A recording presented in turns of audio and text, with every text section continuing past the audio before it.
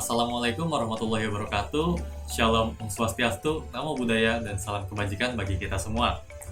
Perkenalkan, nama saya Fadil Husniazwa Hermawan dari kelas MB 4407 dengan NIM 140120430. Di sini saya akan membacakan laporan keuangan sekaligus menganalisis rasio keuangan perusahaan dari Ultra Jaya. Kemudian pertama kita masuk ke profil perusahaan. Ultra Jaya atau dengan indeks kode ULTJ merupakan perusahaan multinasional yang memproduksi minuman yang bermarkas di Jawa Barat. Perusahaan ini sendiri merupakan pionir di bidang industri minuman dalam kemasan di Indonesia dan sekarang memiliki mesin pemrosesan minuman tercanggih se-Asia Tenggara. Merek utama dari produk-produk Ultra Jaya antara lain susu cair seperti Ultra Milk, Ultra Mimi, susu sehat, dan lain sebagainya. Kemudian kita masuk ke data laporan keuangan. Data ini saya dapatkan dari website IDLX, dan data yang saya tampilkan di sini merupakan hasil ringkasan yang dibutuhkan untuk menganalisis rasio keuangan dari perusahaan Ultra Jaya. Saya mereferensi dari teman saya, Muhammad Hanif Albana, dari kelas yang sama yaitu MB4407. Data yang di sini berbentuk dalam jutaan, dan data yang tertera sendiri ada current asset, current liabilities, inventories, account receivable, credit sales atau sales, daily credit sale, cost of goods and sold atau COGS, total debt, total asset, fixed asset, earning before interest tax atau disingkat EBIT, interest charge, net income, total ekuitas, dan gross profit. Yang pertama, rasio likuiditas. Rasio likuiditas merupakan rasio yang menggambarkan kemampuan perusahaan dalam memenuhi kewajiban jangka pendeknya kepada kreditur jangka pendek. Yang pertama ada current ratio. Current ratio sendiri merupakan kemampuan perusahaan untuk membayar utang lancar dengan aset lancar. Semakin baik rasionya atau semakin besar rasionya, maka semakin baik untuk perusahaan. Rumusnya sendiri yaitu sama dengan current asset dibagi current liabilities. Untuk data pada tahun 2019 dan data pada 2020, kita dapat lihat bahwa pada 2020 mengalami penurunan. Cara membacanya sendiri yaitu tiap 1 rupiah hutang lancar dijamin oleh 4,31 juta aset lancar. Kemudian ada asset test ratio. Asset test ratio merupakan kemampuan perusahaan untuk membayar utang lancar dengan aset yang paling lancar. Sama seperti sebelumnya, semakin tinggi rasio semakin baik untuk perusahaan. Rumusnya sendiri yaitu current asset dikurangi inventories, kemudian dibagi oleh current liabilities. Sama seperti sebelumnya juga, pada tahun 2019 dan 2020 terdapat penurunan. Dan cara membacanya sendiri yaitu tiap 1 rupiah hutang lancar dijamin oleh 3,24 juta aset paling lancar. Kemudian ada average collection ratio. Average collection ratio merupakan rata-rata periode yang diperlukan untuk mengumpulkan piutang. Untuk average collection ratio sendiri, ini semakin rendah atau semakin kecil angkanya, maka semakin bagus untuk perusahaan. Rumusnya sendiri ada account receivable dibagi dengan daily credit sale. Daily credit sale sendiri bisa didapatkan dari sale atau sales dibagi dengan jumlah hari dalam setahun yaitu 365. Untuk tahun 2019 dan 2020 mengalami penurunan juga yaitu dari 156,7 hari menjadi 146,44 hari. Cara membacanya yaitu piutang Ultra Jaya dikumpulkan atau terkumpul dalam waktu 146,44 hari atau bisa dibulatkan menjadi 147 hari. Kemudian ada account receivable ratio. Account receivable ratio merupakan kemampuan perusahaan untuk melakukan penagihan utang. Semakin besar atau semakin tinggi rasio yang didapatkan, maka akan semakin baik untuk perusahaan. Rumusnya sendiri yaitu credit sales dibagi account receivable. Pada tahun 2019 menghasilkan 2,32 kali dan kemudian pada tahun 2020 yaitu 2,49 kali. Cara membacanya yaitu dalam setahun terdapat perputaran piutang sebanyak 2,49 kali atau bisa disambungkan dengan yang sebelumnya yaitu pada 147 hari.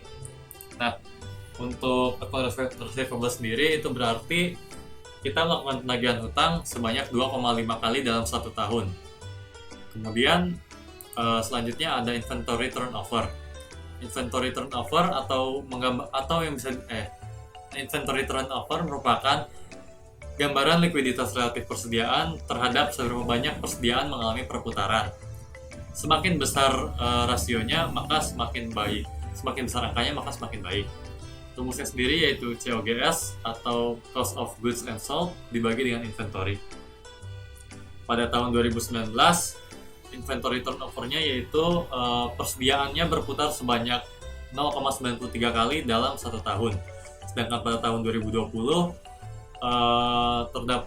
terdapat perputaran sebanyak 2,49 kali dalam 1 tahun. Kemudian masuk ke bagian kedua yaitu rasio struktural modal.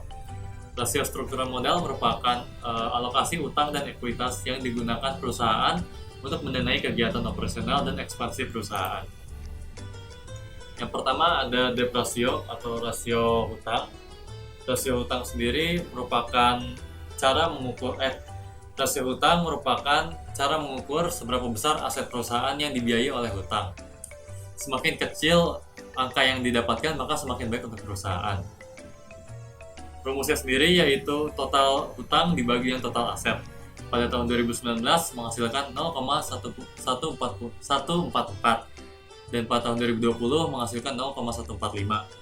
Ini bisa kita ubah menjadi persen, yaitu 14,5% dan 14,4%. Cara membacanya yaitu aset dari PT Ultra Jaya didanai oleh hutang sebesar 14,5% dari yang sebelumnya. Yang sebelumnya merupakan 14,4% pendanaannya dari biaya hutang. Kemudian ada times interest earned. Time interest earned sendiri merupakan kemampuan perusahaan untuk mengukur kemampuannya untuk membayar beban bunganya.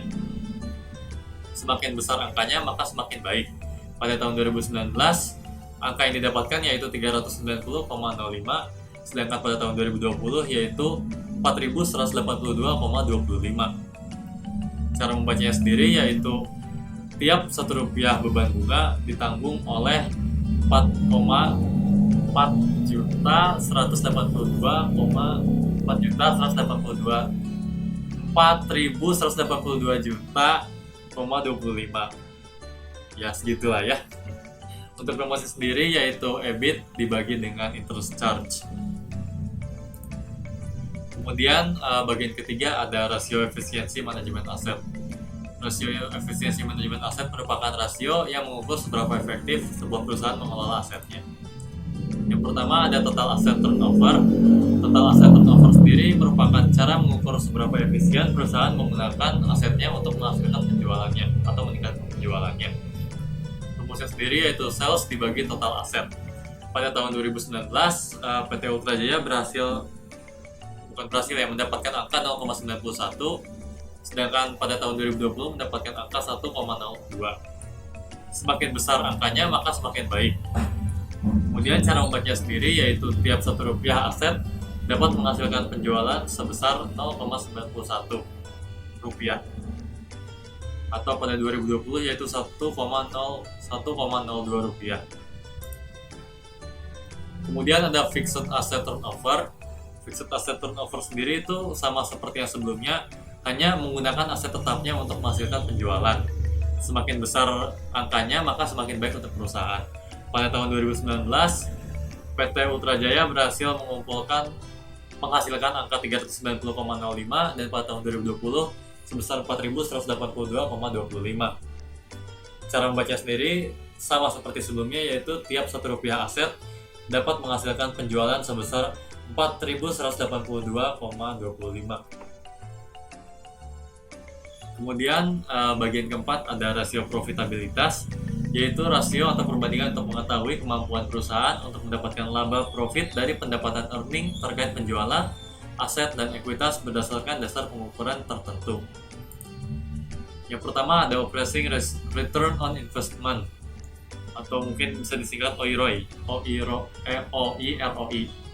Rumusnya sendiri yaitu EBIT dibagi total aset.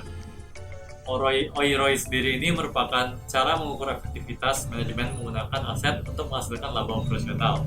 Semakin tinggi angka yang dihasilkan, maka semakin baik untuk perusahaan. Pada tahun 2019, PT Ultra Jaya berhasil mendapatkan 0,059, dan pada tahun 2020 yaitu 0,078. cara membaca sendiri yaitu tiap Rp1 aset dapat menghasilkan laba operasional sejumlah 0,078 rupiah. Kemudian ada operating profit margin atau bisa disingkat OPM. Rumusnya yaitu EBIT dibagi dengan sales. Untuk perbandingan sendiri, semakin tinggi angka maka semakin bagus untuk perusahaan. Pada tahun 2019, perusahaan Putrajaya berhasil menghasilkan angka 0,27 dan pada tahun 2020 menghasilkan angka 0,36. Cara membacanya masih sama, yaitu tiap Rp1 sales dapat menghasilkan laba operasional sebesar 0,36 rupiah. Kemudian ada net profit margin. Net profit margin yaitu cara mengukur neto laba per penjualan. Untuk rumusnya sendiri yaitu net income dibagi dengan sales. Pada tahun 2019, PT Ultrajaya berhasil menghasilkan angka 0,21 dan 2020 menghasilkan angka 0,27. Cara membacanya sendiri yaitu tiap Rp1 sales dapat menghasilkan laba bersih sejumlah 0,27 rupiah. Kemudian ada net income total common equity atau mungkin bisa disingkat atau disebut juga sebagai return on equity. Return on equity sendiri atau ROE memiliki rumus net income dibagi total ekuitas. Pada tahun 2019, PT Ultrajaya berhasil menghasilkan angka 0,053 dan 2020 menghasilkan angka 0,072. Untuk perbandingan sendiri yaitu semakin besar angkanya maka semakin baik untuk perusahaan. Cara membacanya yaitu tiap Rp1 modal dapat menghasilkan laba bersih sebesar 0,072 rupiah. Kemudian ada gross profit margin atau mungkin bisa disingkat GPM, memiliki rumus gross profit dibagi dengan sales. GPM sendiri yaitu tata cara untuk mengukur laba kotor per penjualan. Semakin besar angkanya maka semakin baik. Pada tahun 2020 sendiri, PT Ultrajaya menghasilkan 0,38 dan pada tahun 2019 menghasilkan 0,35. Cara membacanya itu tiap Rp1 penjualan dapat menghasilkan laba kotor sebesar 0,38 rupiah. Kemudian ada return on asset atau mungkin yang terakhir ya, ini materi terakhir atau bisa disingkat ROE yaitu net income dibagi total aset. Semakin tinggi angkanya semakin baik. ROE sendiri itu cara atau tata cara atau bagaimana cara perusahaan mengukur kemampuannya untuk menggunakan asetnya untuk menghasilkan laba bersih. Pada tahun 2019, PT Ultrajaya berhasil menghasilkan angka 0,046 dan pada tahun 2020 menghasilkan angka 0,061. Kemudian itu saja dari saya. Semoga ini dapat bermanfaat bagi yang menonton. Sekian dari saya. Wassalamualaikum warahmatullahi wabarakatuh. Dadah.